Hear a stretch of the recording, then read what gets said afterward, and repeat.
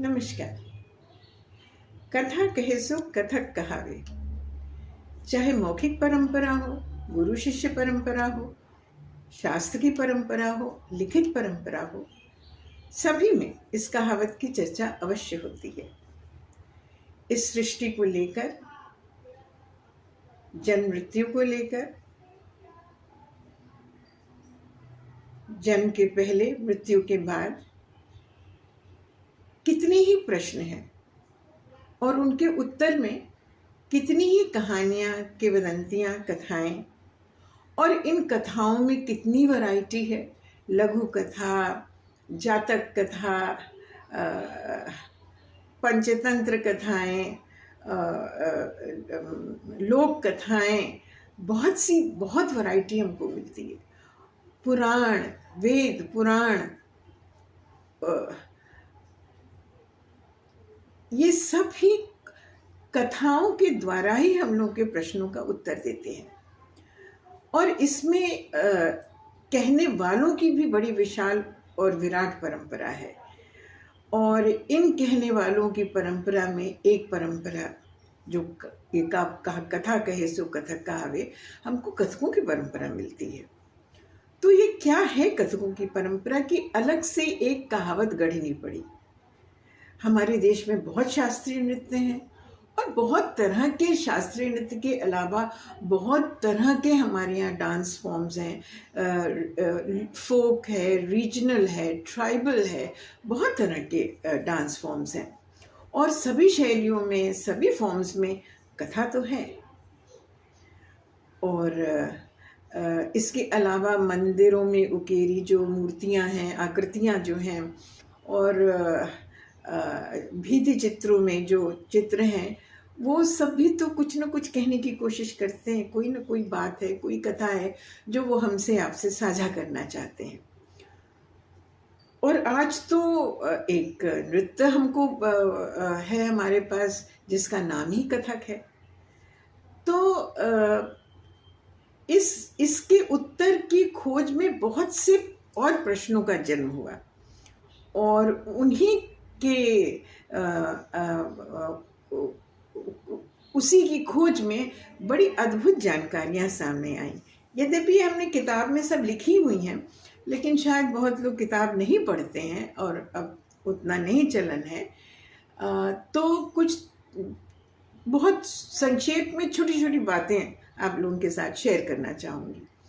तो पहली बात तो ये कहना चाहूँगी कि हमारे कथक में अन्य नृत्यों की तरह भाव किया नहीं जाता है, भाव बताया जाता है, कहा जाता है। जैसे कि भाव बताना कहते हैं या भाव कहना कहते हैं।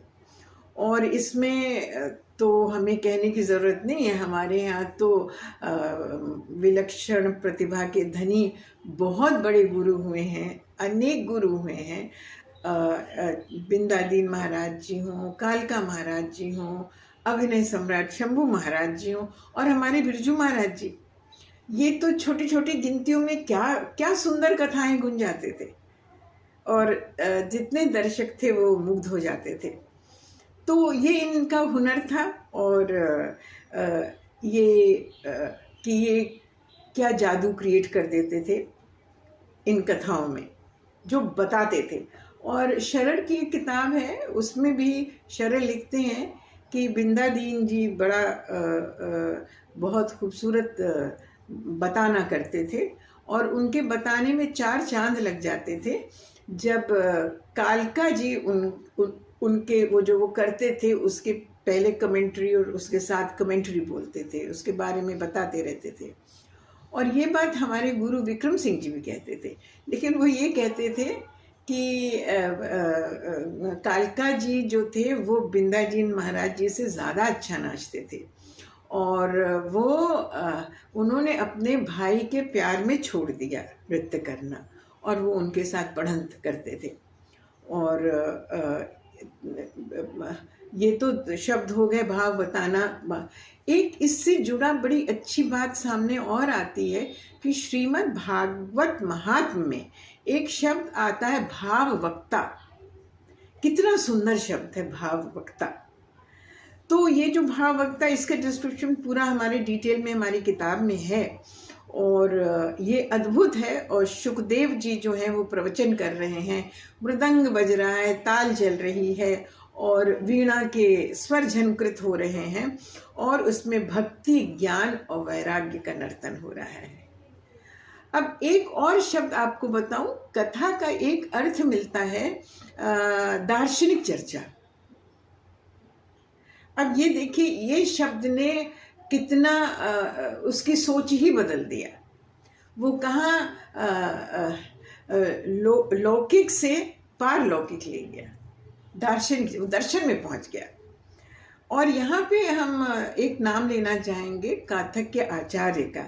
ये यास्क की निरूक्त है, उसमें इनकी चर्चा है। और ये आचार्य जो हैं ये नारशमसी पे बात कर रहे हैं, और उसमें बहुत बड़ी चर्चा है। किताब में सब दिया हुआ है, रेफरेंसेस पूरे दिए हैं कि वो यज्ञ भी आ जाता है उसमें, उसकी चर्चा करते हैं, और वो किस लेवल पे किसी एक शब्द को ले जाते हैं। और यही तो हमारे यहाँ की परंपरा है बड़े बड़े गुरुओं की।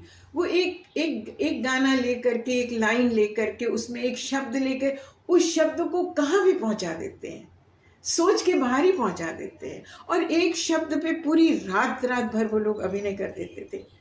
तो ये कुछ बातें समझ में आई।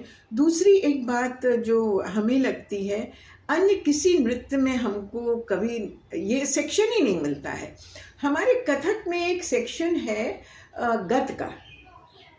तो जो गतें होती हैं उसमें भी कोई कथा ले लेते हैं, कोई कहानी ले लेते हैं। अधिकतर तो कृष्ण और गोपी और राधा, यही सब गोपियां हैं, और उसमें वो दर्शाते हैं। तो वहाँ मूक अभिनय होता है, वहाँ पे सिर्फ ताल चलती रहती है, और वोकल सपोर्ट भी रहता है, तो वो आलाप के रूप में अधिकतर रहता है।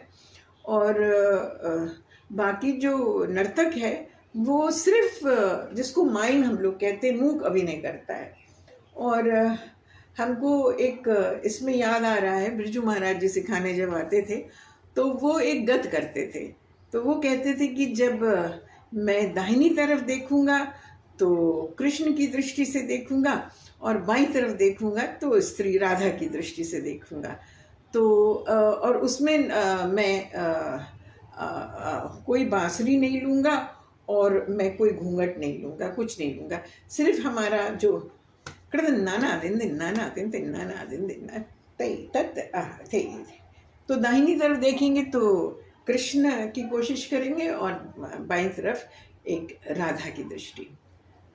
ता दिन नाना दिन दिन नाना दिन दिन ता।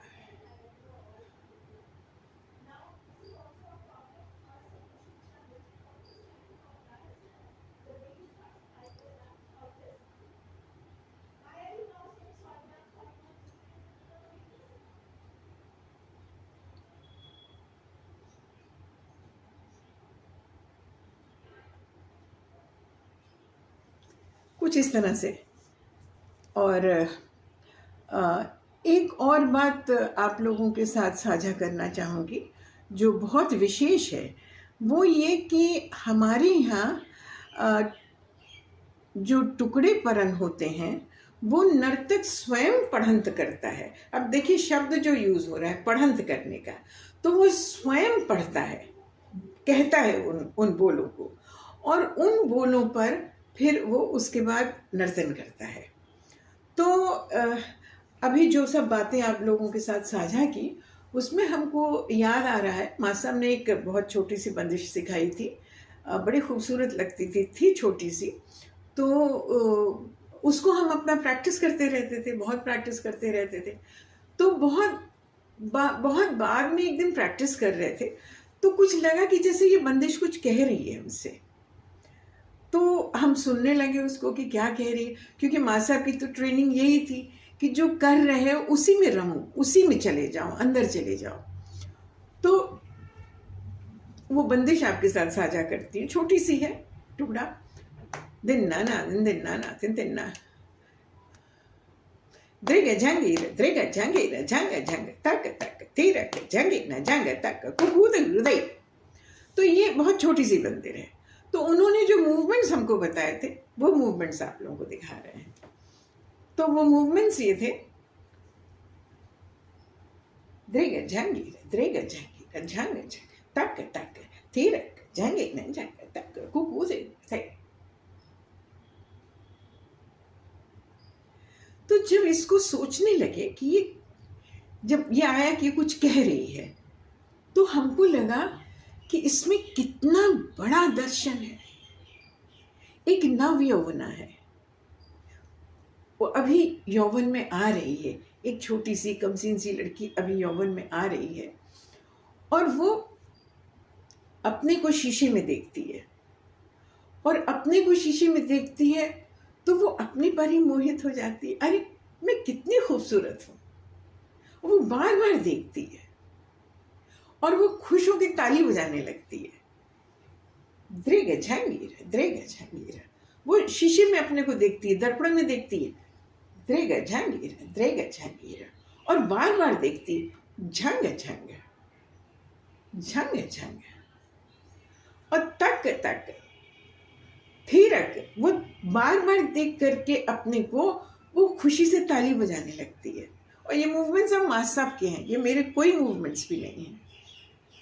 तो तक तक, और वो नाचने लगती है, थिरक झंगे न झंग, और नाचते नाचते वो देखती है कि ककू चिड़िया की तरह यौवन तो निकल गया और वो बूढ़ी हो गई। एक बार इसको देखते हैं पूरा। द्रिग जंगीर झंग तक तक थिरक जंगीर तक कुकूद हृदय।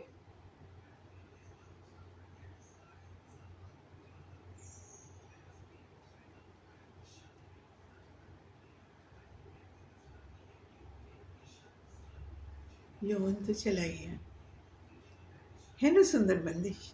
और इसी तरह की और भी बहुत सी बंदिशें हैं जिनमें बहुत सी बातें समझ में आती हैं, और इस छोटे से वीडियो में इतना साझा करना बहुत मुश्किल है। तो ये कुछ बातें, दूसरी चीज़, जैसे जितनी भी बंदिशें माँ साहब की थी वो सब ये ख़त्म होती थी यहाँ पे।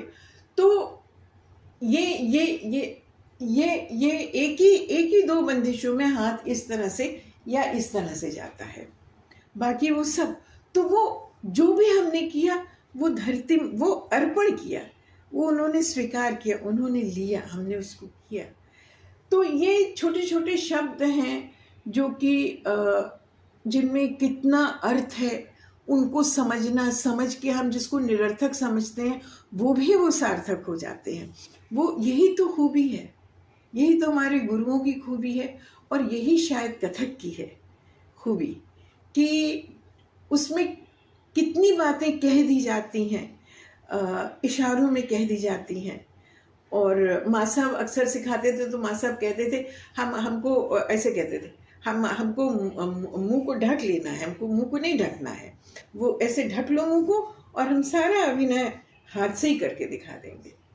हमको रोकना है, हमको कितने ज़ोर से रोकना है, हमको आस्ते से रोकना है, हमको रोकना है मगर सकुचाना है, और हमको धक्का देना है।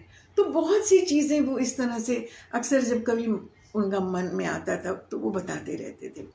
तो हमको लगता है कथा कहे सो कथक कहावे, ये बहुत सी बातें इसके अंदर हैं, और हम लोगों को कथक को समझना चाहिए कि ये एक सोच है। नृत्य तो है ही है, लेकिन एक सोच भी है, और इसको हम इसमें दर्शन है बहुत बड़ा। इसके जो बोल हैं जिसको कि हम निरर्थक समझते हैं, वो क्या कुछ कह जाते हैं, बहुत बातें कह जाते हैं, बहुत बातें साझा कर जाते हैं, और वो बताते हैं। हम लोग करते कुछ नहीं हैं, हम लोग अभिनय, हम लोग भाव कहते हैं, भाव बताते हैं। तो ये एक विशेषता है इस नृत्य की। और अभी के लिए तो इतना ही आप लोगों के साथ साझा कर रही हूँ।